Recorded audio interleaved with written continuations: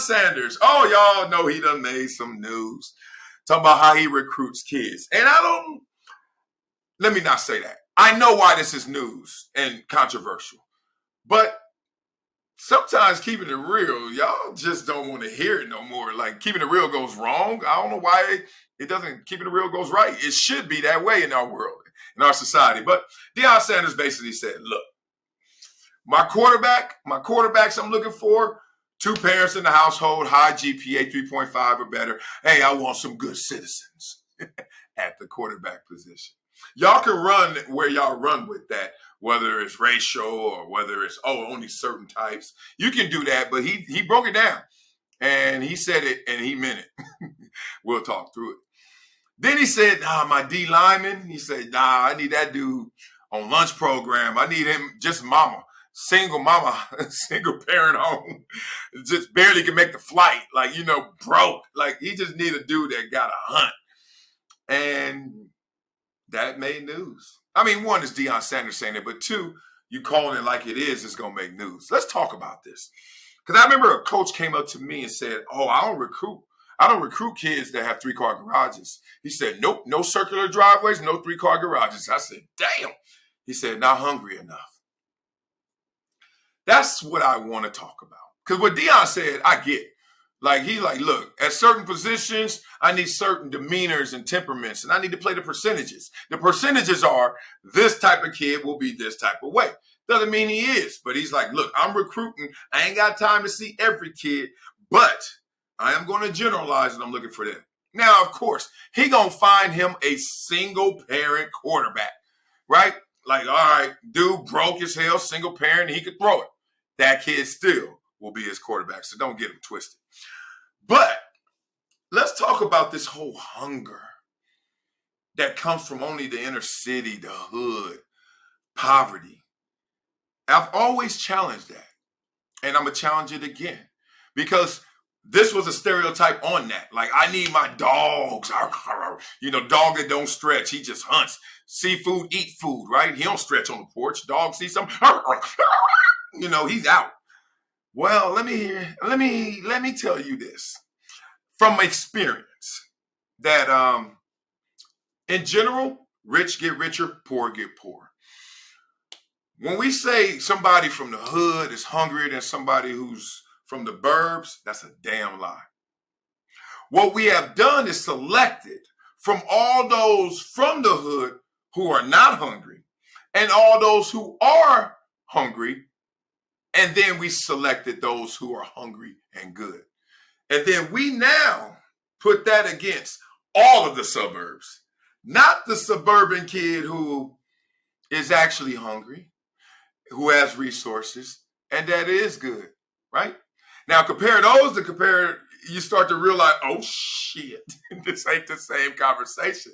Because you ever go to those like skills camps that a lot of times the kid from the hood can't go to?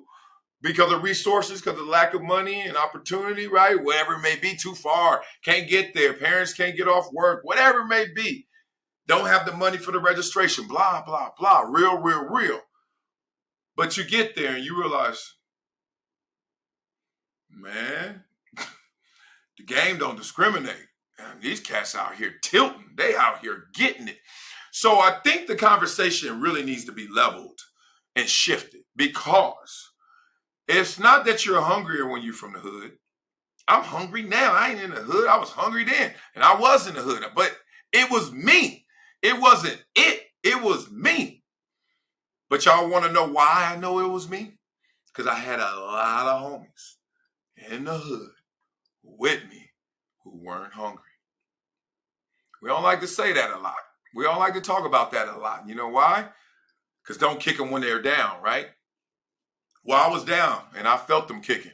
And I made sure I grabbed my opportunities and pulled myself up out of there.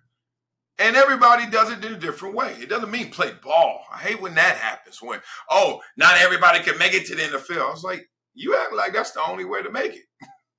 You're telling on yourself. I'm talking about people who become who they want to become. To me, success is as simple as this. You close your eyes. What are you imagining? You open your eyes, you become that. That dream is now your reality. And for me, it was being a school teacher. For me, it was just hopefully making it to the NFL, but school teacher was my real dream. And there are VP, CEOs, managers, teachers, artists, etc. from the hood. Those people were hungry.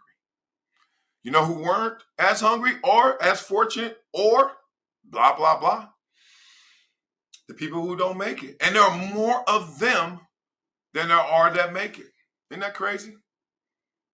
Like you almost got to look at the exceptions in the hood when you got to look at the norm in the suburbs. Say it again.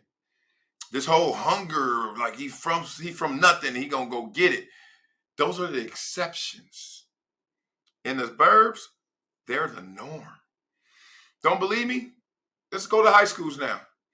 They're poaching. Oh, they poach the exceptions. They go grab them exceptions from the inner city and bust them out, ship them out to the burbs. But that school got 2,000 people there. That football team got 100 players.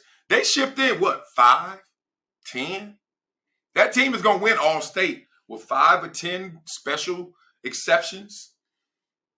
And the meat of that team lives right around the corner from that suburban school, right? So the point is, I always wanted to push back.